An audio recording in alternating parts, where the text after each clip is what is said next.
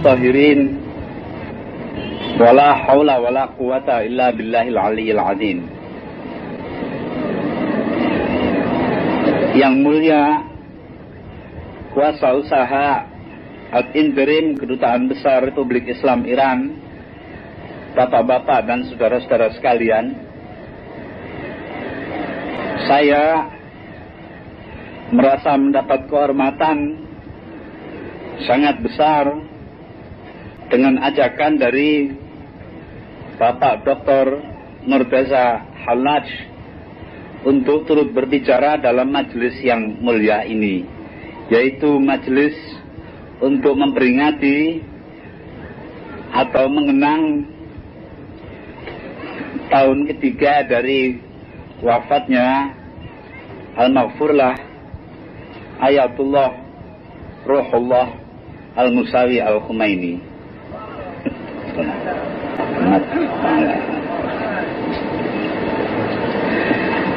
Ini adalah suatu kesempatan yang berharga bagi kita untuk merenungkan kembali, melakukan refleksi akan apa yang telah dilaksanakan dan dijalankan oleh beliau semasa hidup, apa yang ditinggalkan beliau bagi kita semua, dan apa yang menjadi kewajiban kita seterusnya untuk kita lanjutkan.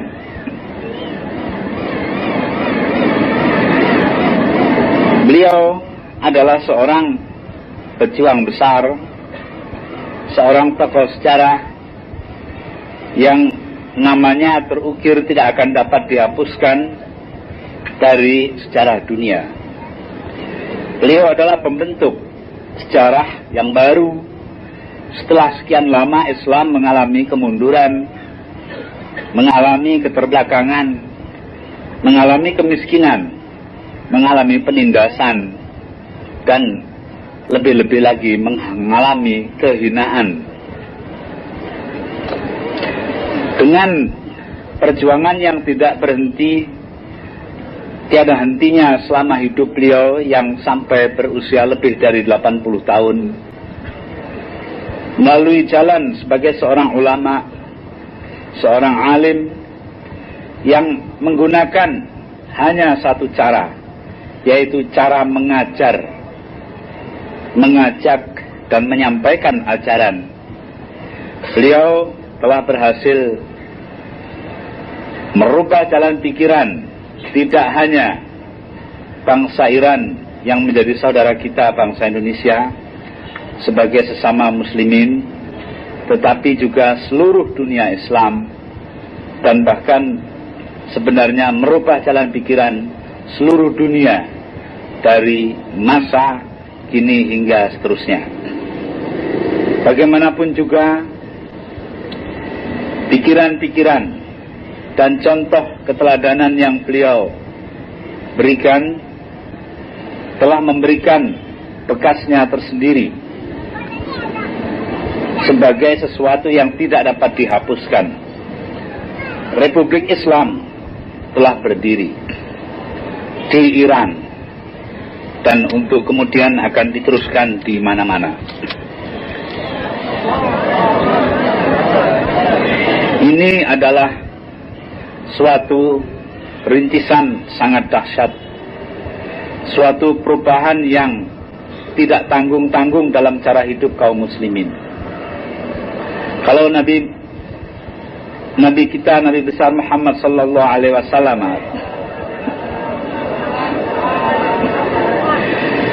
telah membawakan perubahan mendasar dari sudut ajaran agama yang didahului oleh tauhid, merubah seluruh sejarah umat manusia dari sudut pemikiran, dari sudut pemahaman akan hubungan manusia dengan Tuhan. Maka Al-Maghfurlah Imam Khumaini telah berhasil membawakan suatu stadium baru dari perjuangan Islam, yaitu bahwa pelaksanaan ajaran Islam harus dilakukan melalui cara mengembangkan sebuah sistem kehidupan. Jadi tidak dapat hanya sekedar ajaran saja, tetapi merupakan sesuatu yang harus manhaji, sesuatu dengan sistem tertentu yang dilaksanakan secara total dan dengan konsekuensi-konsekuensinya sendiri.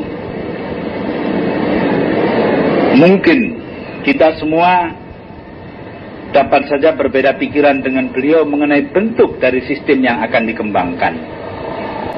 Mungkin kita bahkan dapat berkelahi dengan beliau mengenai bagaimana cara sistem itu akan diberlakukan. Tetapi satu hal yang jelas bahwa kalau memang kita benar-benar orang Islam, kita harus mampu menerima dan memahami bahwa ajaran Islam hanya dapat dilaksanakan dalam suatu keutuhan yang bersifat sistem. Jadi tidak bisa hanya sekedar dalam bentuk lepas-lepas antara ibadah, tidak ada kaitannya dengan muamalah, antara ta'lim tidak ada kaitannya dengan siasah, antara perjuangan tidak ada kaitannya dengan hubungan sosial. Semuanya itu harus dijalin dengan satu ikatan tauhid yang kuat, dengan suatu ketundukan yang mutlak kepada hukum-hukum agama. Bahwa ketundukan mutlak kepada hukum agama dapat diwujudkan dalam bentuk legislasi atau dalam bentuk pengembangan etika sosial, itu hanyalah perbedaan di dalam cara kita menerapkan Islam dalam kehidupan kita. Tetapi sekali Islam kita terapkan, maka penerapannya harus menyeluruh, harus meliputi sisi-sisi kehidupan yang berbagai-bagai. Karenanya, saya rasa tidaklah salah kalau kita katakan bahwa Al-Maghfurlah Imam Ruhullah Khomeini adalah tapak dari sistem yang berlandaskan kepada ajaran Islam, sedangkan ajaran itu sendiri dibawakan dari haribaan Allah Subhanahu wa taala kepada kita oleh junjungan kita Nabi Muhammad sallallahu alaihi wasallam. Tentunya di kemudian hari akan ada sisi-sisi lain dari pengembangan kehidupan kaum muslimin yang memerlukan kesungguhan, tekad yang keras, keuletan luar biasa untuk diwujudkan secara nyata dalam kehidupan. Itu tidak lain merupakan penerusan dari apa yang telah dirintis oleh Imam Ruhullah Khomeini. Karena memang secara demikian, dari satu ke lain tahap memerlukan waktu yang sangat panjang. Karena tiap-tiap tahap harus dikonsolidasikan, harus dikokohkan, dan harus disediakan kemungkinan-kemungkinan pengembangannya. Kalau tidak, maka apa yang telah dicapai akan dapat segera runtuh dalam sekejap mata, sebagaimana yang terjadi pada komunisme yang kita lihat dalam 5 tahun terakhir ini. Jadi karenanya, konsolidasi merupakan bagian yang tidak bisa diingkari dari keharusan kaum muslimin dimanapun untuk meneruskan apa yang telah dirintis oleh Imam Ayatullah Ruhullah Khomeini. Sebab dengan cara beliau menyatakan Islam dalam bentuk yang utuh sebagai sistem, maka siapapun, termasuk yang tidak hidup di dalam sistem yang beliau buat, terikat dengan keharusan untuk mengkonsolidasikan apa yang telah dicapai itu. Karenanya bagi kaum muslimin di Indonesia dan kaum muslimin di bagian-bagian lain dari dunia ini, kalau memang benar-benar mereka merasa terpanggil untuk mengembangkan ajaran Islam, tidak bisa lain harus bersikap jelas, yaitu merasa senasib seperjuangan dengan bangsa Iran yang telah atau yang sedang berada dalam masa konsolidasi dari sistem yang diwariskan oleh pemimpin besar mereka itu. Ini adalah sesuatu yang sifatnya historis, sesuatu yang sifatnya hukum sejarah di mana-mana berlangsung dalam keadaan dan bagi sistem apapun. Kita semua adalah orang yang mempelajari sejarah secara luas, bukan orang yang sempit pandangan, yang sekedar hanya mengambil sisi-sisi kita saja. Kita belajar dari kejayaan dan kemudian kehancuran peradaban-peradaban di seluruh dunia, baik peradaban Islam maupun peradaban-peradaban lainnya. Peradaban Islam yang menjadi salah satu oikumene dunia dari 16 oikumene dunia yang diklasifikasikan oleh Arnold Jacob Toynbee. Kita lihat masa dari oikumene Islam sebenarnya sangatlah panjang. Dia tidak berhenti hanya dengan hancurnya kerajaan-kerajaan Islam.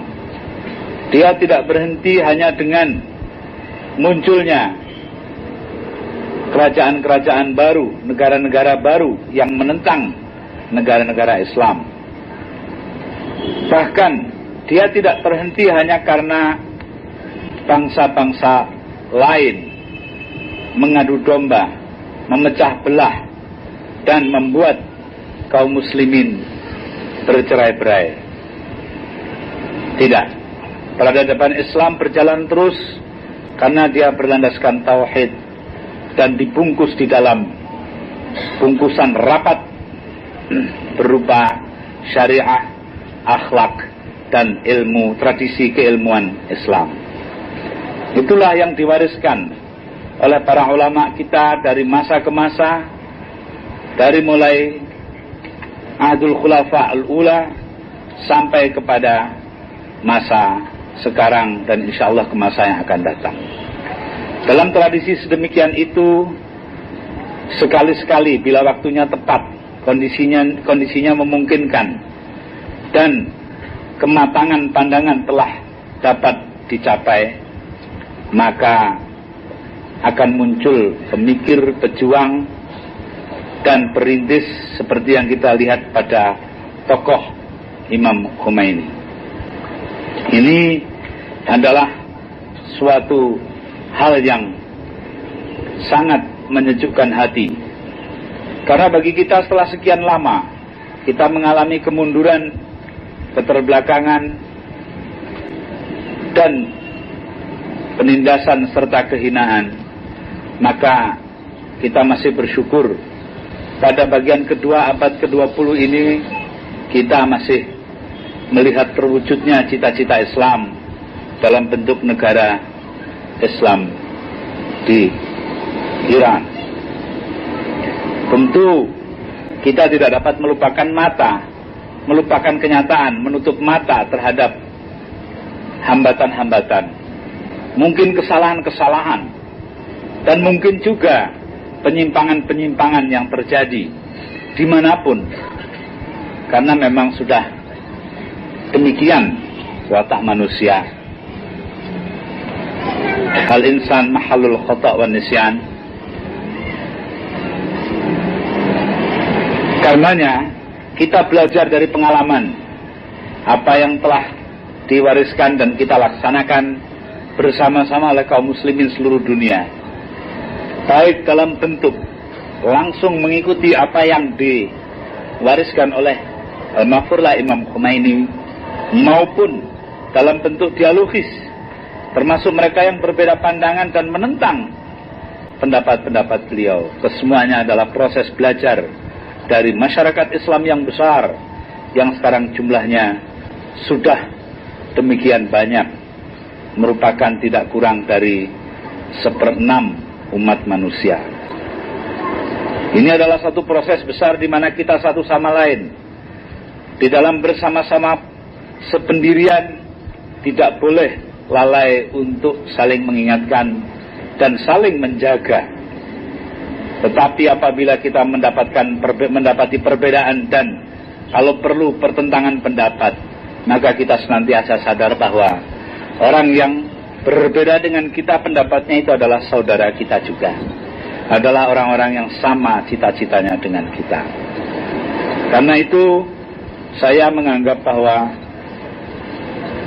kita menyelenggarakan majelis semacam ini, yaitu untuk mengenang 3 tahun wafatnya Imam Khomeini, sebagai suatu kesempatan berharga untuk meneguhkan kembali kesatuan di antara kita sesama kaum muslimin, yang kebetulan di sini adalah antara kita kaum muslimin di Indonesia dan kaum muslimin di Iran.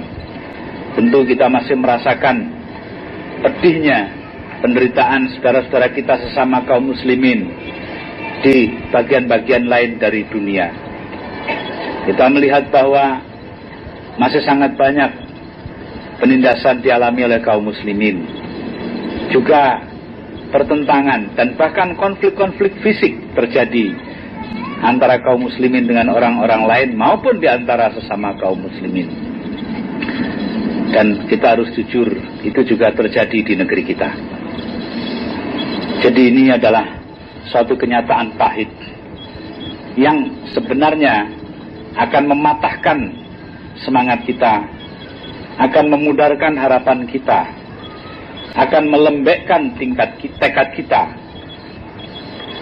Tetapi justru dengan mengaca, melakukan refleksi atas apa yang telah dicapai oleh Al-Maghfurlah Imam Khomeini, semangat kita, tekad kita, harapan kita menguat kembali dan muncul kembali dalam bentuk yang lebih baik daripada yang sudah-sudah.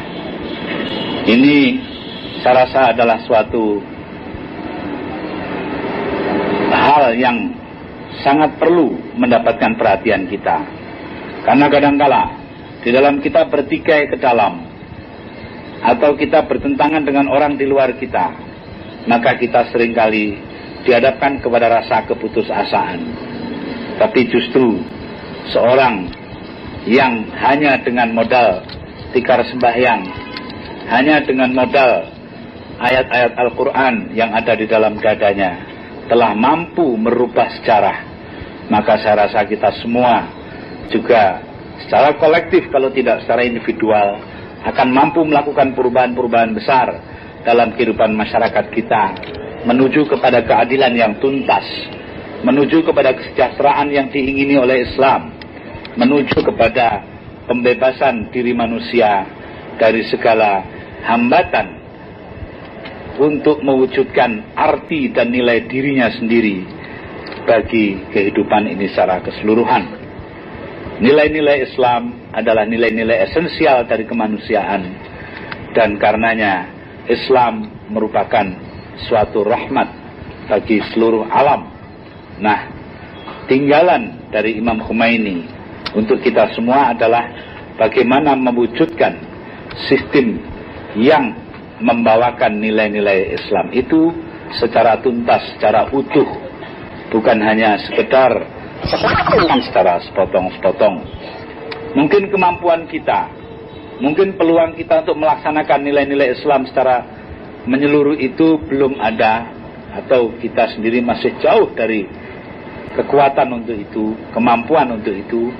Tetapi saya rasa selama kita bertekad terus untuk mewujudkan nilai-nilai Islam dalam kehidupan masyarakat secara utuh, maka kita betapapun berbeda dari sama bagi saudara-saudara generasi muda. Saya sudah berumur 51 tahun, karenanya sudah waktunya merasa diri sebagai generasi tua. Tentu melihat bahwa tantangan yang ada di hadapan kita untuk mewujudkan keadilan yang tuntas, untuk mewujudkan dengan kehidupan yang membawakan nilai-nilai yang hakiki dari kemanusiaan sebagaimana dibawakan oleh Islam. Tentu tantangan ini tidak mudah untuk diwujudkan, Tetapi dengan datang ke majelis ini kita akan pulang dengan perasaan kuat bahwa hal itu akan dapat kita wujudkan lambat atau cepat. Saya rasa saya tidak akan berpanjang-panjang karena nanti kita akan mendengarkan amanat dari Hujjatul Islam Murtadawi.